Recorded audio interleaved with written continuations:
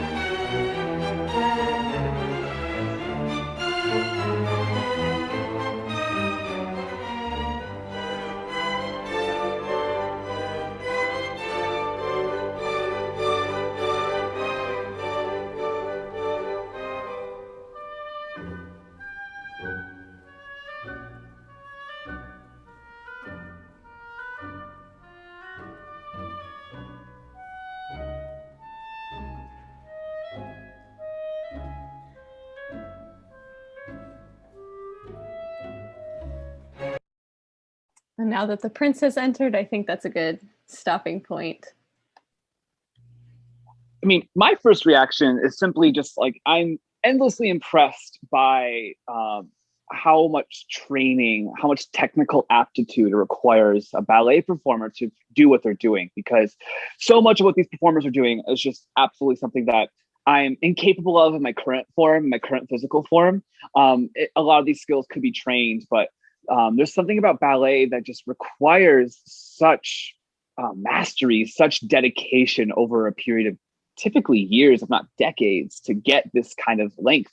I mean, let's look at just in this still image. There's a certain kind of body type that exists in this style of dance. There's this incredibly waif thin, typically female figure with such long, thin lines, but those lines really translate from far away. And there's a real effect to, just like in the marching arts from the press box, there's a real effect when you have all of these bodies that are taking up space in a certain way that share the same. Yeah, like this scene is the one I'm thinking of again as like as a drill writer, as that in that world.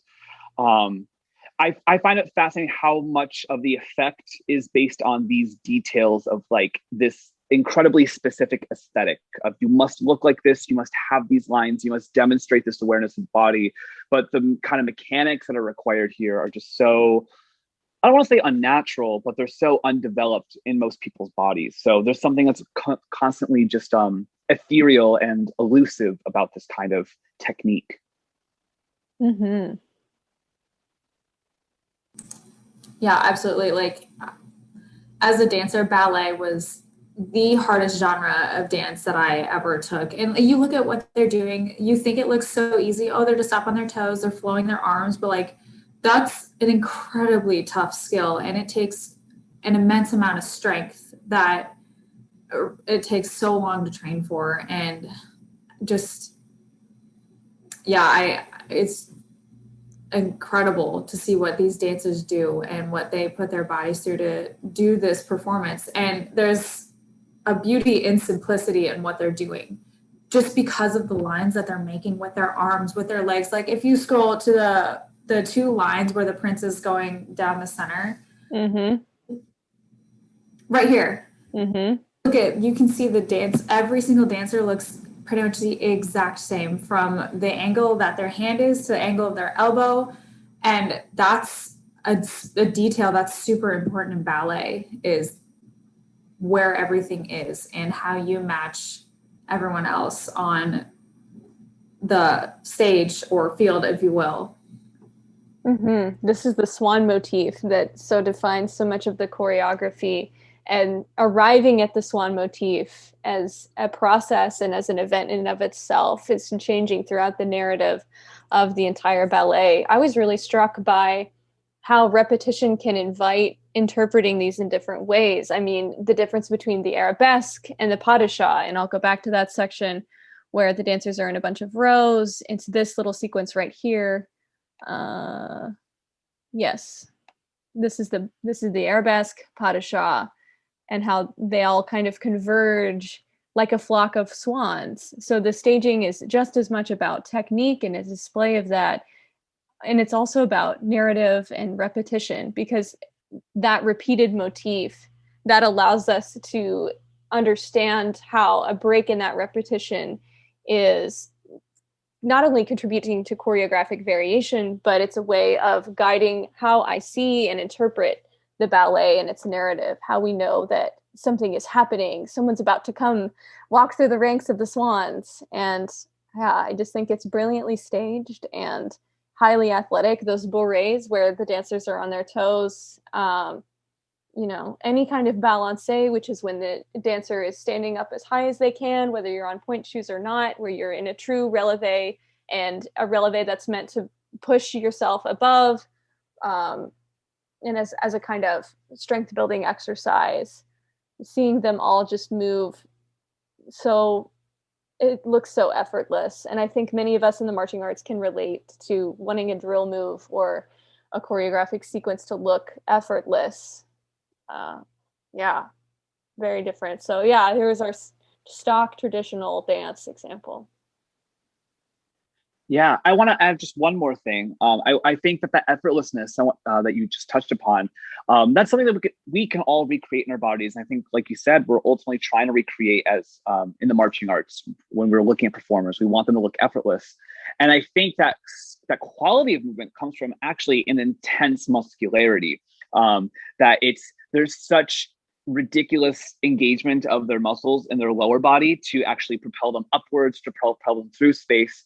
How much quad or calf you must use to actually point that foot or to actually push you forward, versus the core stretching as much as it can to not only invite lift in the upper body, but also to absorb shock in the lower body. And that's exactly what we do as performers, especially those of us who march rather than dance as color guard members.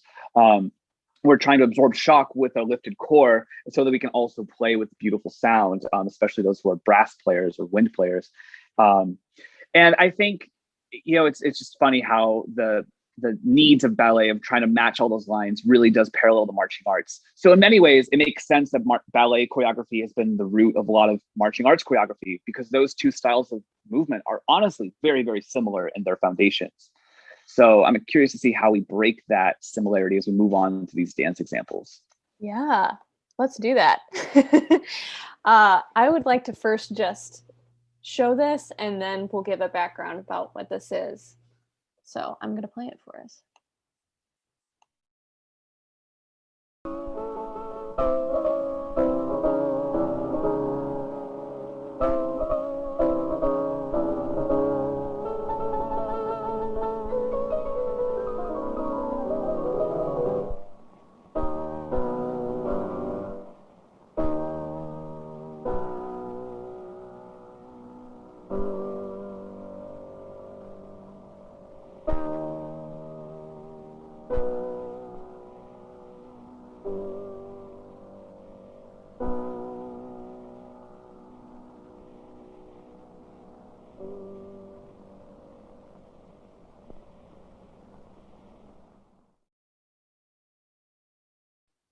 All right.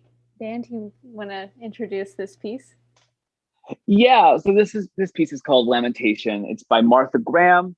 I want to say it was choreographed in probably the early 40s, late 30s, 1940s and 30s, that is. Martha Graham is considered one of the pioneers of modern dance. Modern dance being, I would say, a pretty direct derivative of ballet in the sense that it requires an intense amount of training, it requires an intense amount of muscularity, but we're able to now begin to break certain conventions. Like obviously, just looking at this setting, this is obviously very different than that ballet setting. Think about in terms of just we're able to have a soloistic performer, but not only the soloists are able to sit. When in that ballet sequence was anyone allowed to do anything but stand, right? And so that's already pretty subversive that we're able to simply sit. Moreover, we're in this garment that actually obscures the body line versus highlighting the body line. Though I have to say that a lot of the purpose of this piece is that the lines we are able to see through that skirt are quite dramatic and piercing. It requires so much, especially just even those opening shots, just the way that we're able to anchor ourselves in one hip and then arch and contract over to the side. You know, there's so much resistance, there's so much that's bound by this dress, by this garment. So how the muscles must press against that to create these huge dramatic shapes.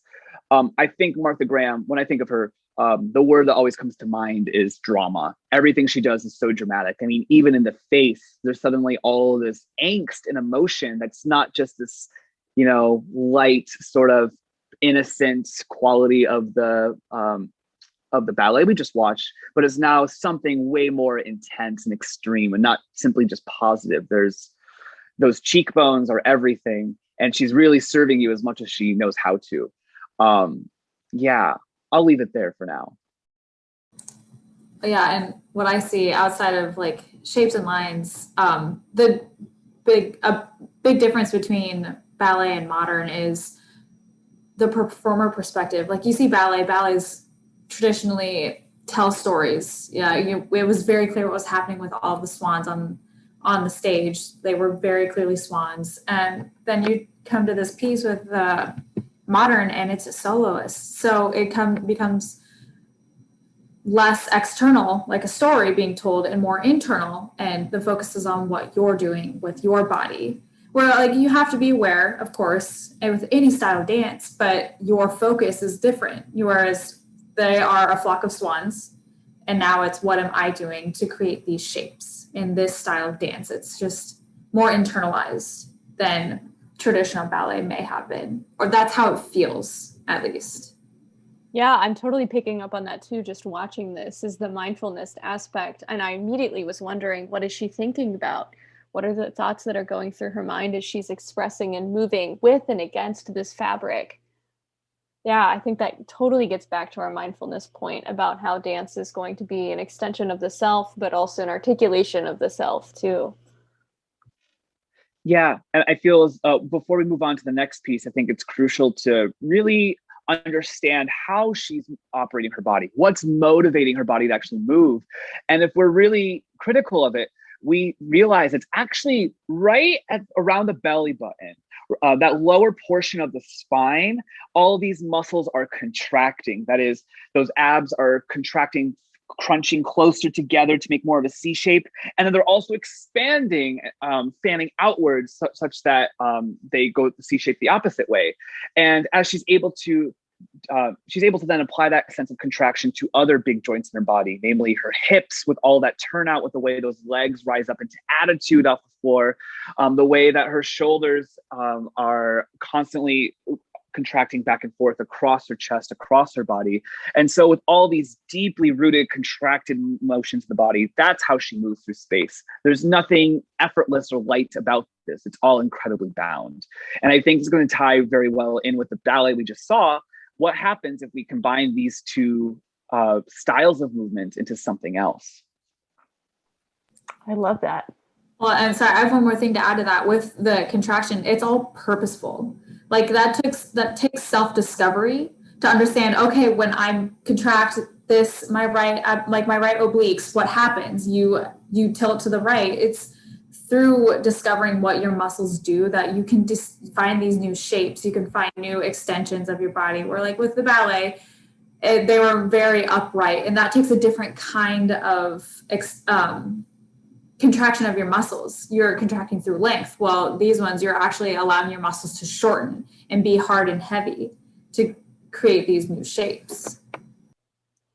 Absolutely. And if modern is a response to what can we move and what affords dance as a kind of movement, a response to ballet, I think that our next example of a contemporary piece is going to illustrate how contemporary combines the technique and rehearsal style of the ballet with the freedom of movement and freedom of design of a modern piece. So this is William Forsythe's One Flat Thing reproduced.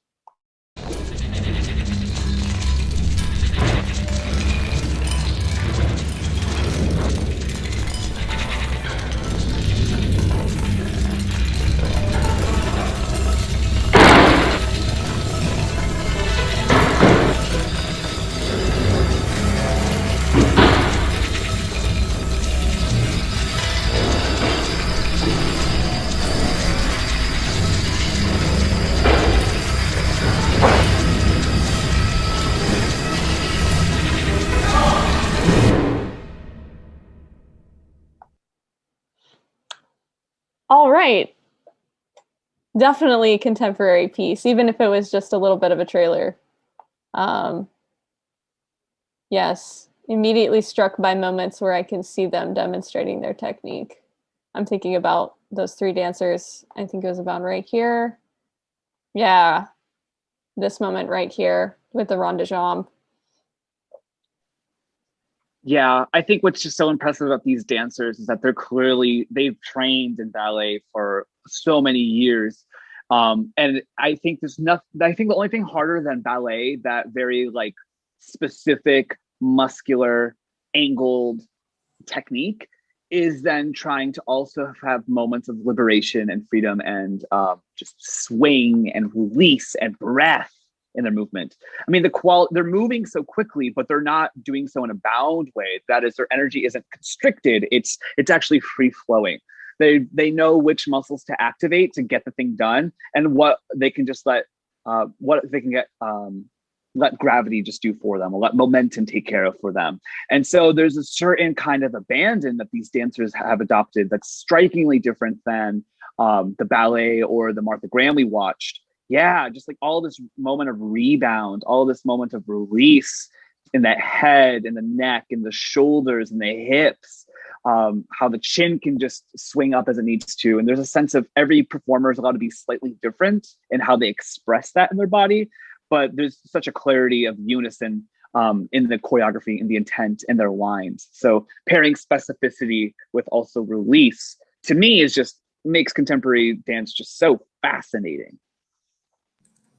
Yeah, I mean, well, and that ties back to like what we discussed in our first little meeting was, there's the time and place for shapes and there's the time and place for looseness. And that's what I think this piece is really showing very well. You can see the technical structure of ballet with how the quality of movement of these dancers, the lines they make, the length that they have.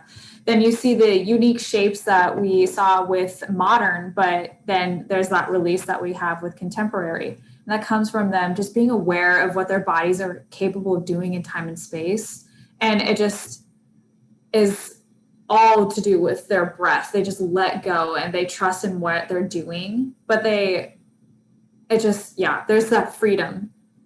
And it's still very unison, despite there being differences amongst the individuals. It's like what Dan said, the energy is in the right place. The performance quality is there. So it all looks like one, despite being more liberated, more on the individual feel.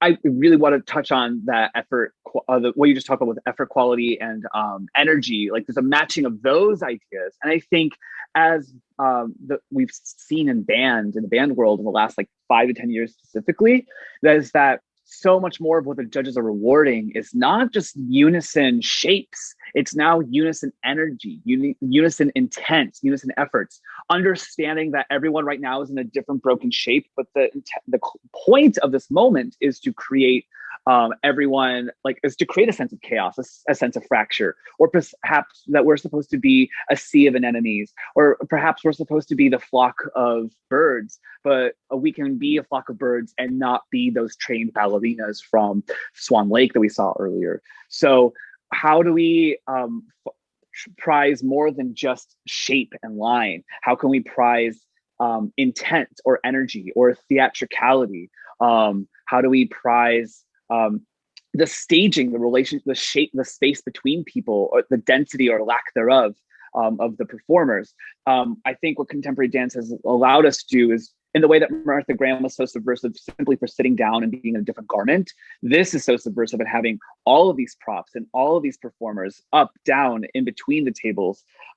There's just so many more rules being broken, but really these are just rules that have always just never been addressed. So we're just finding more opportunity to express more. And I think that's the purpose of art, right? Is to express. So again, endlessly fascinating to me, this piece.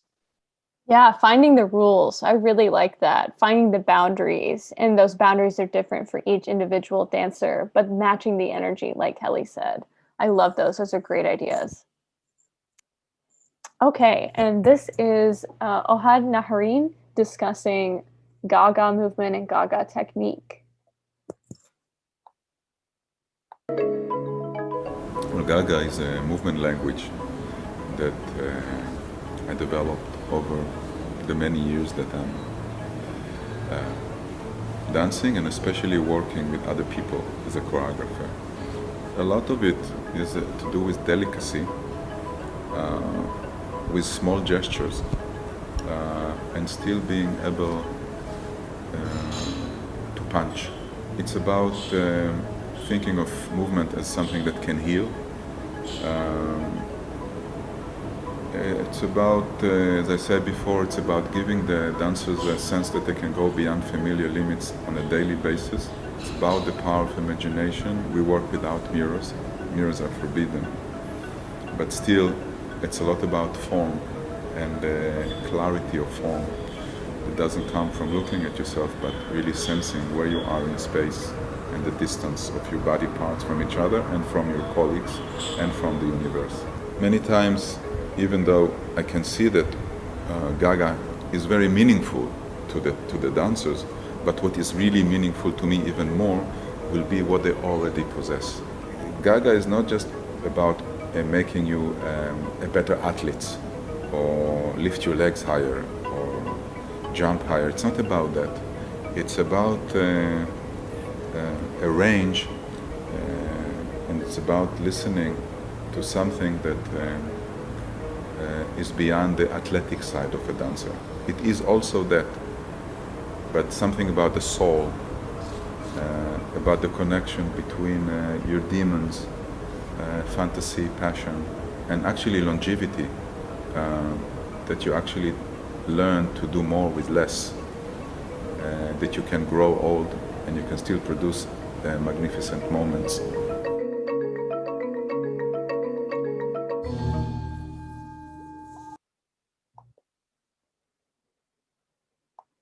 I think this speaks to many things we've been talking about. Connection between others, the self, the universe, perpetual motion, no mirrors. I'd love to hear what you all think. I love the idea of thinking, he just starts by talking about this as his own language. And I can't help but think that in linguistics, there's this idea of like prescriptivist ideology versus descriptivist ideology. Prescriptivist being the idea that you are prescribed, these are the rules of how we communicate. This is the rules of grammar. These are the rules of ballet. Versus the idea of descriptivist language, which is like, well, this is how people actually communicate, even though it breaks these laws of grammar.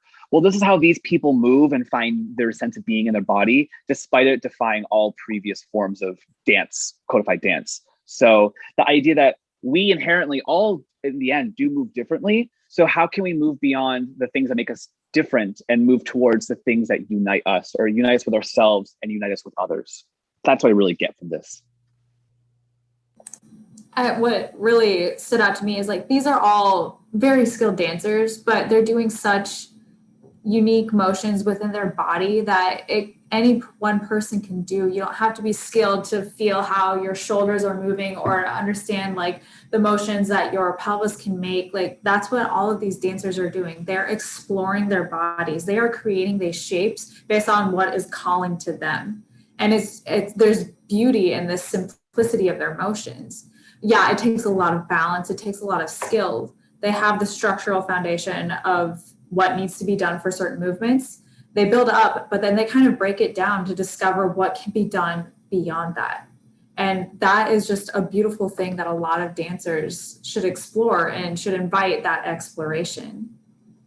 Mm-hmm. And returning really to just the basics of what is movement, relying on that technique. But even if you don't have technique, this is perpetual motion and expression and extension of the self is something that even if you don't have a lot of dance experience is very accessible to you. And that way of moving and just conceptualizing of movement as something that is an extension and way of connecting with others and connecting with the world that we live in, I think is a very important takeaway. All right. So after watching all of those pieces, I've been reflecting on something that we touched on earlier about what dance means to you and mindfulness and expression of the self. And I really just wanted to think about that together with you all. Ways of moving that are beyond just the context of ballet. Choreography is a very broad thing and it can mean a lot of different things. So I wanted to make sure that we had some more thoughts before we move on to our next session. I think for me personally, with a lot of choreography is finding that connection to you. I mean, yeah, there can be an external story, like whatever piece you're doing may be trying to tell this story, but how does that relate to you? What can you bring to it that might make the choreography easier for you to perform, or maybe even just easier for you to understand? Finding that personal connection not only makes learning a little bit easier, but it can make the performance aspect that much more fun because you can think of it as you getting the chance to tell your story. Yeah, Kelly, I love the idea of like motivation as like a primary reason for why we do this. Like I'm thinking I was absolutely that like dweeb, that nerd, that bookworm that like was effortlessly could get like all A's in high school. And I thought like that was a skill that I just naturally was able to have. Like, and I'm so thankful for it. And movement was my first real challenge. The first thing that I loved that was also challenging. And as I'm now reflecting on who I once was 10, 15 years ago, when I was just beginning to move, I wish I could have told that person like, hey, this is an amazing opportunity to like try and put yourself into this every single time you do it. You bring your, like you said, Kelly, bring yourself into this dance, into this movement, where perhaps the goal is not necessarily to achieve something or to execute it, at least not on the first rep, at least not on the first day, but it's something that you grow into. Especially thinking about drum corps, like you're purposely going to be given material to learn that you can't master in a day. If you could, then what else are you going to do with the rest of your summer? What are you else going to do for these training months? And so seeing dance as an opportunity to be present and an opportunity to observe what you're able to do that day and perhaps see where you've come from. You know, I can do more now with this material now that I've had a month to rehearse it. So ultimately just going into, it's always a chance to find something else about yourself and to then move forward differently with this new, better information you have. Absolutely beautiful. And I think that's a perfect segue into our third session. So we're wrapping up our second session here. And thank you all for watching along with us.